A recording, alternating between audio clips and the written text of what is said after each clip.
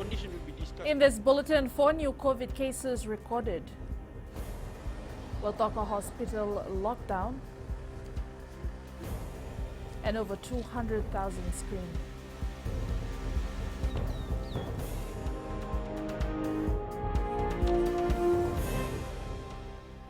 Fiji recorded 4 new infections of COVID-19 yesterday, which includes a man who had refused swabs and tests on 2 occasions. It is believed the man also passed the virus to the 2 doctors from Lautoka Hospital who had tested positive earlier this week, and the fear is now that the virus could be spreading. Permanent Secretary for Health Dr. James Fong says the man is in serious condition. His condition will be discussed more with his family before any public announcement can be made. His described timeline and recent deterioration in his condition indicate that he is likely a late-stage carrier of the virus. So we suspect that this patient, who is case 125, transmitted the virus to the doctors and not the other way around.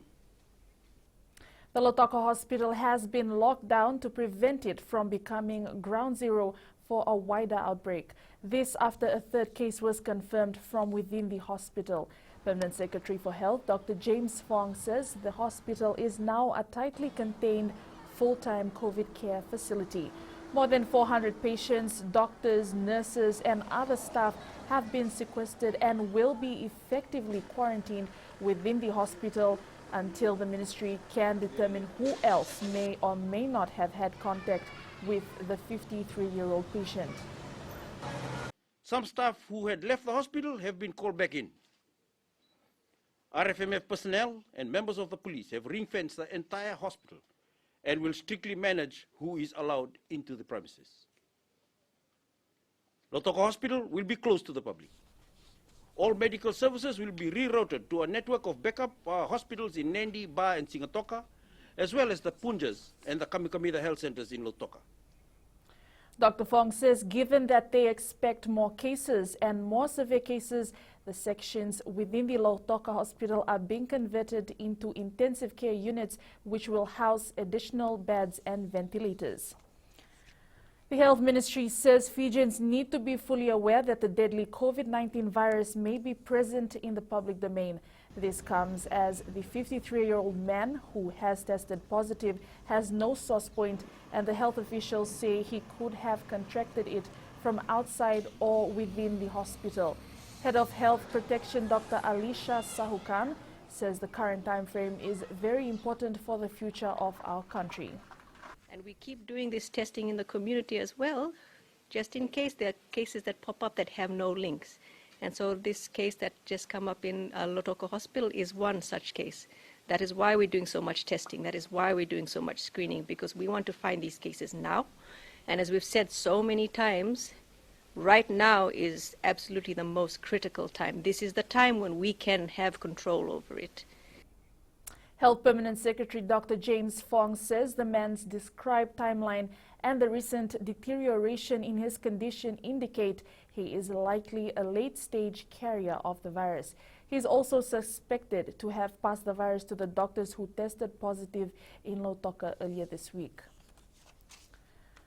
The Ministry of Health has found a genetic link to the first COVID-19 case of Ra.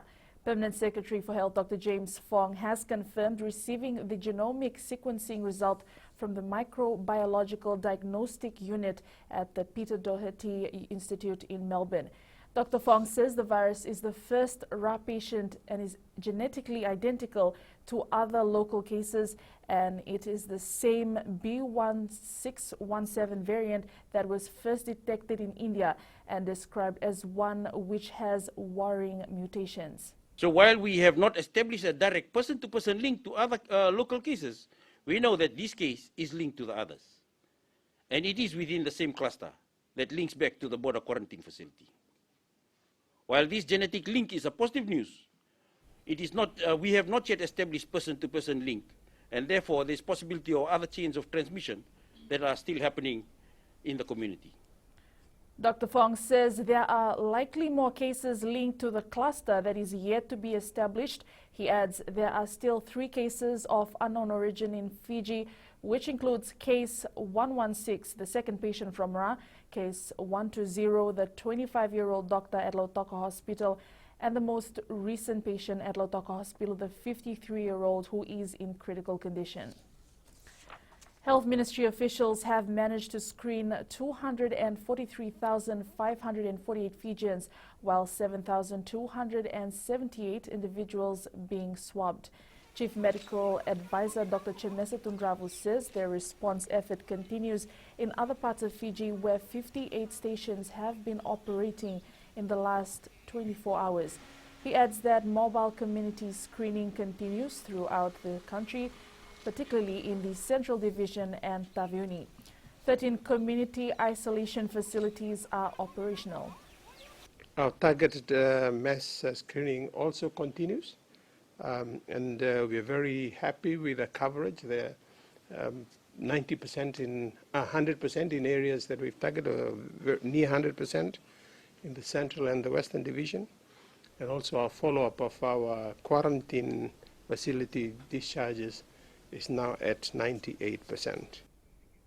In light of the severity of the situation at Lautoka Hospital, the Health Ministry has recommended to maintain the current borders of all the existing containment areas. Dr. Fong says the health teams will try its best to contain the virus, and maintaining the borders is the only way. He stressed that right now Fiji is in a war with this virus, and the front line has just extended to Lautoka Hospital. Fuel, food, freight, and medical evacuations are moving across these containment area borders. Lautoka has existed as a containment area for 17 days now. Up ahead, Hain to no fate today, and no rest for stallions. Stay with us.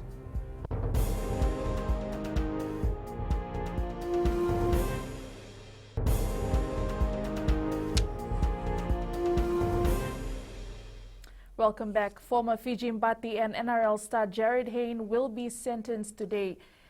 Former flying Fijian Seremaya Mbai has encouraged all Fijian rugby players to be good examples during these crises. Mbai says although it may be disappointing that sporting events aren't happening at the moment, but health is always a priority.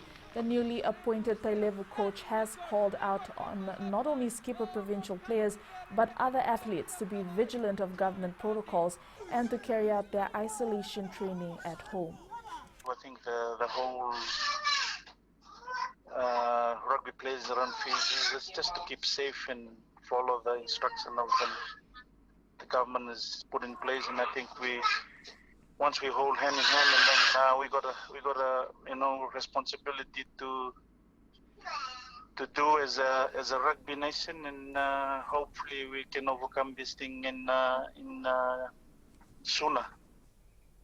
The Nandronga football side is taking this break as a time to reflect on its past league performance.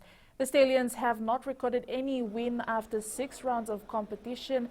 President Muhammad Ali says finishing is their major weakness, and the entire team should take their time to think of ways to better address this. Some of the boys, they just realize it now. It's total different soccer. We have actually played nearly all the teams. And then we're playing them after 5 years, some we're playing after 6 years. So it's a big eye-opener.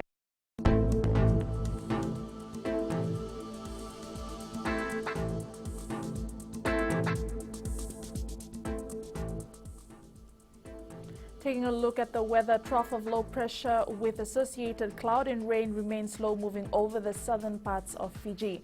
Meanwhile, another trough of low pressure approaches the group from the west and is expected to affect the group later today. That's FBC Morning News. Join us at 7 p.m. for our major bulletin. For news you can trust, get the facts from FBC's TV, radio and digital news at fbcnews.com.fj. Take care and good morning.